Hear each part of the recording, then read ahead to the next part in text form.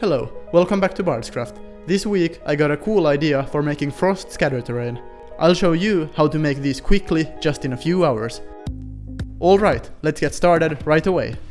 We will start by making the stone formations from XPS foam. For this step, just cut out a few rough pieces of varying size and thickness. Go ahead and try some different shapes, or why not create a full board of ice terrain.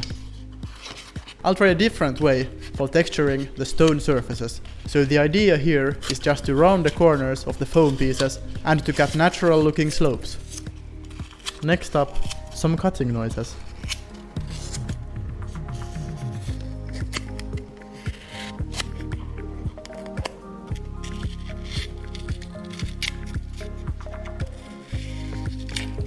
You can also cut away foam from the top of the piece, just like this. Alternatively, you could just leave the top flat if you want to make it look like an even layer of snow after the paint job is done.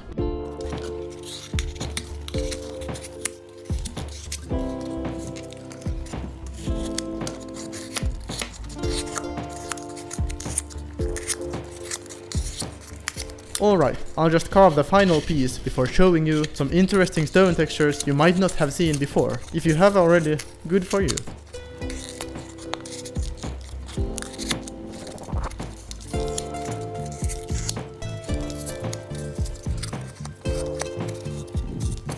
I know many of you love the cutting noises. This is for you.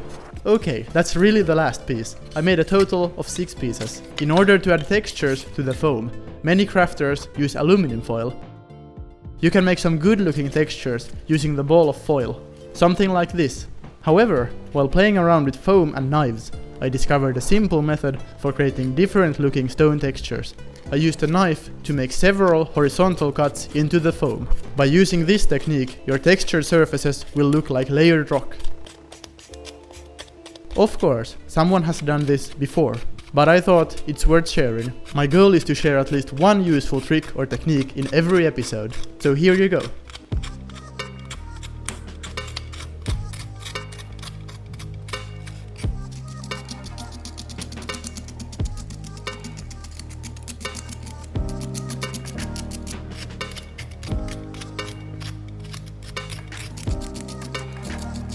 I started by slicing into the sides, and then moved up towards the middle of the pieces. As you cut more and more, small pieces will eventually start flying off, and you will have a few loose bits that are barely attached to the piece. But don't mind that. When you apply a thick base coat of black, the paint will work as glue and hold everything in place. When you are done, it might look something like this. Really nice. I really like the results of this texturing technique. If you do as well and find this useful, press that like, it helps.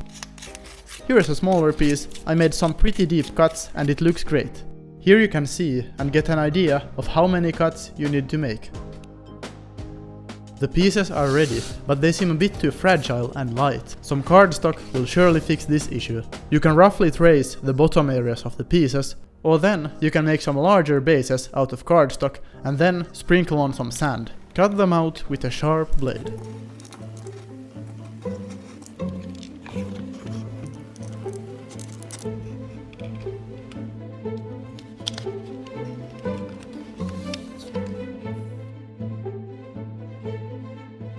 Okay, that seems fine.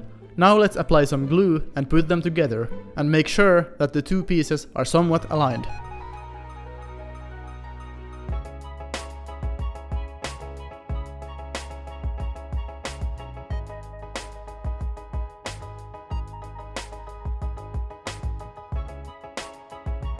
When the glue dries, you might experience some warping. I simply bent everything back into a flat shape. Hope that also works for you. Good luck!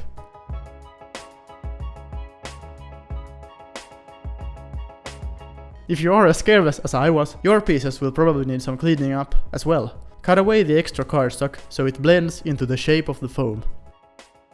Before we can add the ice crystals, we have to do some painting on the rock. I covered all of the pieces with a thick layer of black acrylic paint. You will notice some loose bits when working with the paintbrush. Remove these bits if you think the paint won't hold them in place. A good idea would be to use some kind of a glue and paint mixture. I hear some people mix Mod Podge and black paint. That should work well. Blackmagic Craft made a video of this base coat. Supporting small channels is good, so go check it out. Link in the descriptions.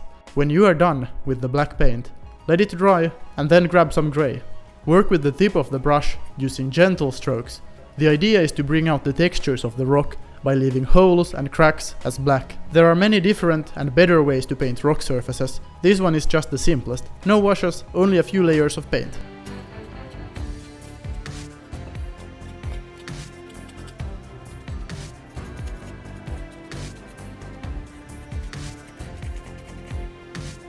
Alright, some of the rock textures are starting to show real nice. I dry brushed the next layer with a tan color. This was mixed from white, black and brown. Remember to not focus on the painting that much. Most of this will be covered with snow, also known as a thick layer of white paint. Okay, I then did more dry brushing with a lighter color, a really light grey. Now that I look at this, I believe this would look better if I would have painted a layer of brown earlier. But hey, you can always do things differently. Do you think these textures would look awesome with a more in-depth paint job using washes and different colors? To make the ice crystals, find some transparent plastic scraps. Then cut suitable shapes with a knife, or be smart and use scissors.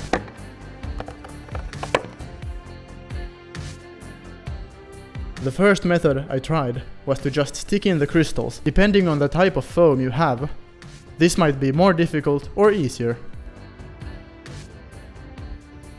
You can also make cuts wherever you want to place your pieces. Also try bending some of the plastic. Try different shapes. Attaching the bent pieces was a bit more challenging, but no problem.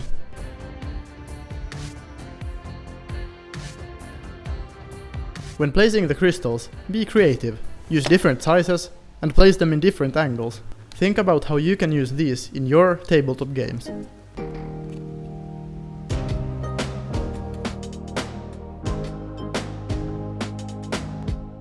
I figured, a miniature fits right here. This can be a nice feature for some encounters, and it works as cover or as wrap, who knows?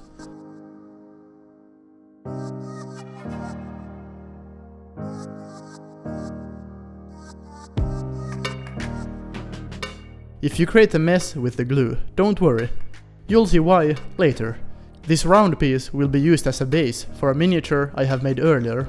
By placing several long crystals pointing in the same direction, you can get some really nice looking pieces. I like this one the most. When you are almost happy with the results, just add a bunch of tiny crystals around the larger ones. Let's add more detail to the ice crystals. I applied a bit of PVA glue on the plastic, then used a stick to spread out the glue, while creating random streaks that can be painted later. Before drying, it will look like this, but once dried, the glue will be more transparent. Now we can paint the crystals. I started by gently dry brushing the details we just made. I used white for this. Against the dark background, it seems that I'm applying enough paint. Not quite. Later, I added more white paint with a slightly heavier dry brush. I also focused more on the edges of the crystals. Should look something like this, just a bit more. The crystals will still be dry brushed with blue, but to avoid any mess, we'll paint the snow first. If you have some good method for making miniature snow, you can use that, or then you can do as I did. I painted a large portion of the surface with white. With lots of paint on the brush, I even covered some of the cracks and holes. By doing this, I created a more even surface of snow. I made a few happy accidents with the white paint. I figured it would look better if the crystals had a bit more white on them. When we paint with blue, we will get more contrast. Now comes the fun part, but I'm not still having fun. Perhaps this terrain is too chilling. Dry brush the crystals with the brightest blue you can find. I happen to have a paint called Crystal Blue, so I thought that should work. Don't forget to paint the edges of the crystals. For this, you don't have to use dry brushing. Just add blue paint, and why not mix in a bit of white?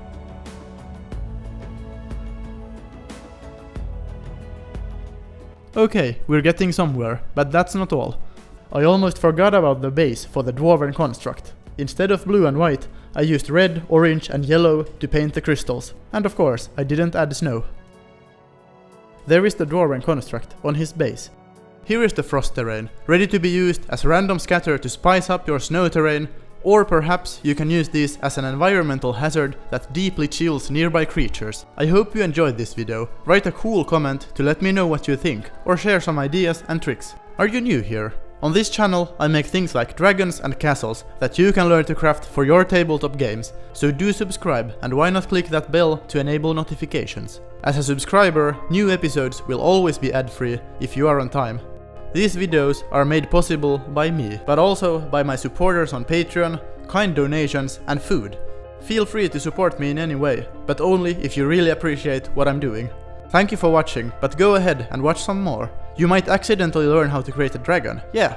I wish you happy crafting and see you in the next episode.